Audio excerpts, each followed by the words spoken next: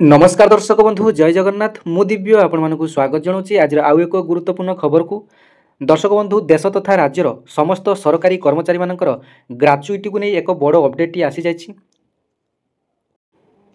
तेरे सरकार NPS pension योजना रे जो सरकारी कर्मचारी एवं पेंशन भोगी माने उपकृत होउचंती तेबे सेमानकर ग्राच्युटी को नहीं एक बड़ अपडेट आज आसी जाइछि। तेबे सारा देशर सरकारी कर्मचारी मानक पई एई खबरटी अत्यंत गुरुत्वपूर्ण अटे। तेबे देखंतु कर्मचारी मानक पई सरकारंकर जरूरी सूचना चाकरी छाड़िया पर ग्राच्युटी केबे पाइबे काहाकू मिलिबनी फायदा जानतु आसिला नुआ अपडेट। जदि आपण एनपीएस बा जातीय पेंशन व्यवस्था अधीन रे चाकरी करूचंती तेबे एही खबर आपणक पई आपण केबे भाबिचंती जे चाकरी छाड़िया पर ग्राच्युटी पाइबे कि नाही। किछि समय धरि एही प्रसंग रे अनेक प्रश्न उठा जाउची। तेबे ग्राच्युटी केबे मिलिबो केउ परिस्थिति रे एहा मिले नाही आसंतु संपूर्ण डिटेल्स टी जानिबा। कौन चाकरी छाड़िया पर पूर्व सर्विस को शेष बोली विवेचना करा जाए सरकार वर्तमान यही समस्त प्रश्नर स्पष्ट उत्तर प्रदान करिसंती। यह लक्ष लक्ष एनपीएस कर्मचारी मानकु गुरुत्वपूर्ण आश्वस्ति प्रदान करिवो जो माने कि एही विषय रे पूर्वरु नै द्वंद्व रे थिले। तेबे सरकार ग्राच्युटी एवं डेथ ग्राच्युटी संपर्क में यह कहते जे केंद्र सरकार संप्रति एक ऑफिस मेमोरेंडम बा स्मारकपत्र जारी कर सफा सफा कहते जे एनपीएस कर्मचारी माने केउ शर्तावली रे ग्राच्युटी एवं डेथ ग्राच्युटी पाइबे एवं केबे से माने यह पाई योग्य हेबे ताहा मध्य स्पष्ट करिसंती।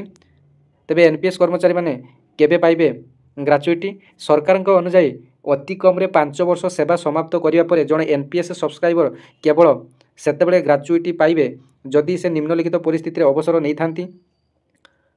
सुपर आनुएशन अर्थात निर्धारित बयस रे अवसर, असुस्थता किंबा अक्षमता जुग अवसर, सरकार द्वारा समय पूर्व अवसर हेबा, स्पेशल वॉलंटरी रिटायरमेंट स्कीम अधीन रे चाकरी छाड़िबा। जदि जणे कर्मचारी एक सरकारी कंपनी किंबा संपूर्ण भाव में सरकार नियंत्रित संस्था अनुसार अर्जर करा जाए तेबे सेमाने अवसर प्राप्त बोली विवेचना करा जिवो एवं सेमाने ग्राच्युटी पाइबे। एही क्षेत्र में कर्मचारी मानकु तांकर सेवा एवं शेष दरमा आधार में ग्राच्युटी प्रदान करा जिवो। चाकरी छाड़िया पर कहीं सेवा समाप्त बोली विवेचना करा जाए ना सरकार यह मध्य स्पष्ट करिसंती जे सीधा सड़क इस्तफा देवा पर सेवा समाप्त बोली विवेचना करा जाए अर्थात इस्तफा देवा पर समस्त पूर्व सेवा समाप्त हो जाए थाए। एपरी क्षेत्र में ग्राच्युटी प्रदान करा जिवो नाही तथापि एही नियम रे किछि व्यतिक्रम रहिछि। तेबे केउ इस्तफा पई ग्राच्युटी कटा जिवो नाही ताकू मध्य जानि नियंतु। सरकार कहिसंती जे एही परिस्थिति रे इस्तफा को समाप्त बोली विवेचना करा जिवो नाही जदि जणे कर्मचारी अन्य एक सरकारी चाकरी ग्रहण करिया पई विभागर अनुमति नै इस्तफा दियंती ताहा अस्थायी किंबा स्थायी हेउ।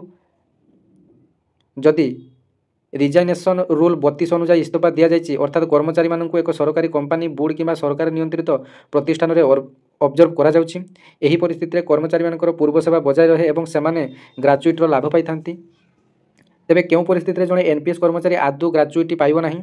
सरकार स्पष्ट भाव में कहते जे जदि जणे कर्मचारी इस्तफा दियंती एवं एही इस्तफा उपरोक्त व्यतिक्रम मध्य आसुना, जदि इस्तफा एक वैषयिक इस्तफा नुहे किंबा जदि कोनोसी कर्मचारी मानकु ऑब्जर्व करा जाउ नाही तेबे सेमानकर पूर्व सेवा समाप्त बोली विवेचना करा जिवो एवं सेमाने 5 वर्ष चाकरी पूर्ण करि सारथिले मध्य कोनोसी ग्राच्युटी पाइबे नाही। तेबे सरल भाषा रे बुझिया पई गले अवसर ग्रहण पर ग्राच्युटी दिया जिवो, असुस्थता छटई किंबा सरकारी कंपनी रे नियुक्ति क्षेत्र में मध्य ग्राच्युटी दिया जिवो। जदि सेमाने सीधा सड़क इस्तफा दियंती तेबे ग्राच्युटी दिया जिवो नाही। सेमाने ऑब्जर्व बा नियुक्ति न पाई चाकरी परिवर्तन कले मध्य ग्राच्युटी दिया जिवो नाही। सरकार पक्षर यही नूतन स्पष्टीकरण सेमानक पई अत्यंत गुरुत्वपूर्ण जो माने कि मध्यवर्तीकालीन चाकरी परिवर्तन करने को चिंता करिसंती एवं जो माने कि अन्य एक सरकारी कंपनी को स्थानांतर होगा को चिंता करुचनी।